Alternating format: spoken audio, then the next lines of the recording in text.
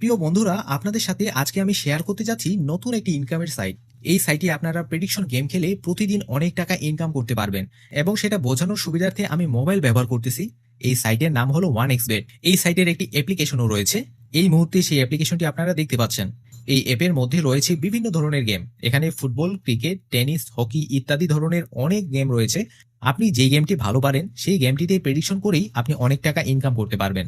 আর আজকের ভিডিওটিতে আমরা আপনাদের দেখাবো এই অ্যাপটিতে কিভাবে একটি নতুন অ্যাকাউন্ট খুলবেন এবং কিভাবে ভিআইপি প্রোমো কোড ব্যবহার করবেন। সবার শেষে দেখাবো কিভাবে টাকা ডিপোজিট করলে 12,000 টাকা ডিপোজিট বোনাস পাওয়া যায়। তো চলুন আর দেরি না করে এখনই আমরা পুরো প্রসেসটি দেখানো শুরু করে দেই। ভিউয়ার্স, এই 1xbet অ্যাপ্লিকেশনটি যদি আপনার ফোনে এখনো ইনস্টল করা না থাকে তবে গুগলে গিয়ে 1xbet লিখে সার্চ করবেন এবং 1xbet এর অফিসিয়াল ওয়েবসাইটটি পেয়ে যাবেন। খুব সহজে এই ওয়েবসাইট থেকে অ্যাপ্লিকেশনটি ডাউনলোড করে নিন। এরপর ইনস্টল করে ওপেন করলেই দেখতে পাবেন আপনার সামনে রয়েছে football, cricket, tennis, hockey, basketball আরো অনেক ধরনের গেম। এসব গেমে বেট প্লেস করে আপনি খুব সহজে প্রতি মাসে 2 থেকে 4 লক্ষ টাকা ইনকাম করতে পারবেন। এবার দেখাবো কিভাবে একটি নতুন অ্যাকাউন্ট তৈরি করে সাকসেসফুলি ভেরিফিকেশন করবেন। নতুন অ্যাকাউন্ট তৈরি করার জন্য উপরে দেখতে পাচ্ছেন লগইন এবং রেজিস্ট্রেশন নামে দুটি অপশন রয়েছে। এবার এই অপশনে ক্লিক করলে আপনাকে এই পেজে নিয়ে আসবে। এরপর এই পেজে ইন ওয়ান ক্লিক অপশনে ক্লিক করুন। আপনার সামনে আরো একটি পেজ ওপেন হবে। এখানে কোনো কিছুই পরিবর্তন করার দরকার নেই। শুধুমাত্র এই প্রোমো কোডের ঘরটিতে আমাদের ভিআইপি প্রোমো কোডটি বসান। আমাদের এই প্রোমো কোডটি দিয়ে অ্যাকাউন্ট খুললে আপনি যত টাকা ডিপোজিট করবেন তত টাকাই এক্সট্রা বোনাস পাবেন। ধরুন আপনি 12,000 টাকা ডিপোজিট করলেন, তবে আপনি আরো 12,000 টাকা সহ টোটাল পাচ্ছেন 24,000 টাকা। এছাড়াও সপ্তাহের বিভিন্ন দিনে ডিপোজিট করলে ক্যাশব্যাক অফার তো পাবেনই, আর আপনার জন্মদিন উপলক্ষে আপনি পাবেন স্পেশাল বোনাস।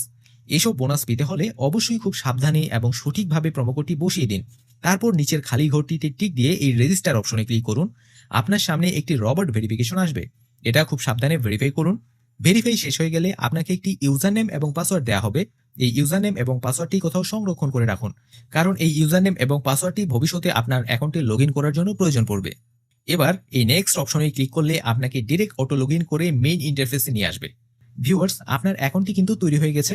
এবার দেখাবো কিভাবে অ্যাকাউন্টটি ভেরিফাই করবেন। ভেরিফাই করার জন্য নিচের মেনু অপশনে ক্লিক করুন। এরপর এই পার্সোনাল প্রোফাইল অপশনে ক্লিক করলে আপনাকে এই পেজে নিয়ে আসবে। এখানে আপনার মোবাইল নম্বরটি অ্যাকাউন্টের সাথে যুক্ত করার জন্য এখানে ক্লিক করুন। এই ঘরে আপনার মোবাইল নম্বরটির 0 এর পরের ডিজিটগুলো বসিয়ে দিন।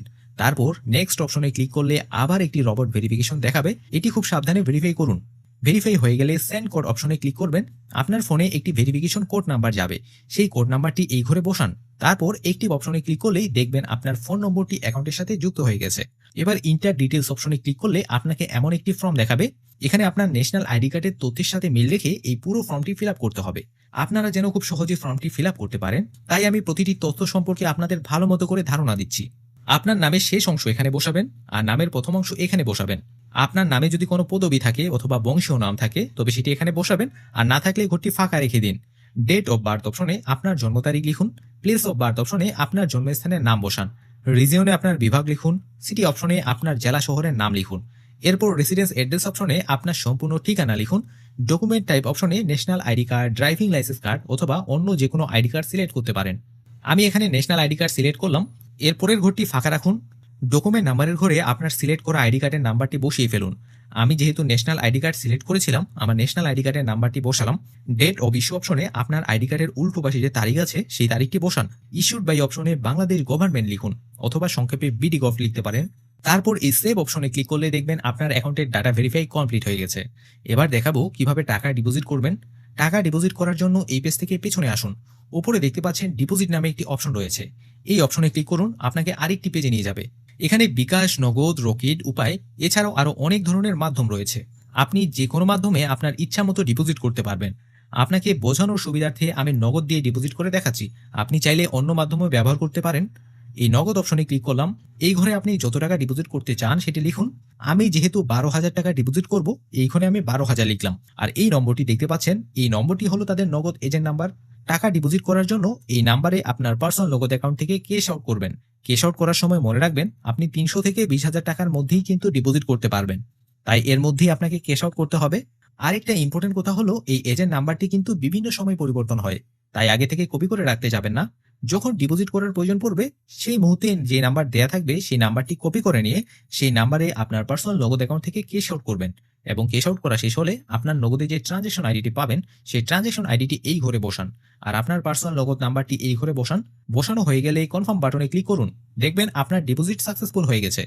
এবার ৫ থেকে ১০ মিনিট অপেক্ষা করুন। দেখবেন আপনার অ্যাকাউন্টে সেই টাকাটি চলে এসেছে। সেই টাকাটি আপনার অ্যাকাউন্টের এই ঘরে দেখতে পাবেন। এই যে দেখুন, আমার ডিপোজিট করা ১২,০০০ টাকা কিন্তু আমি পেয়ে গিয়েছি।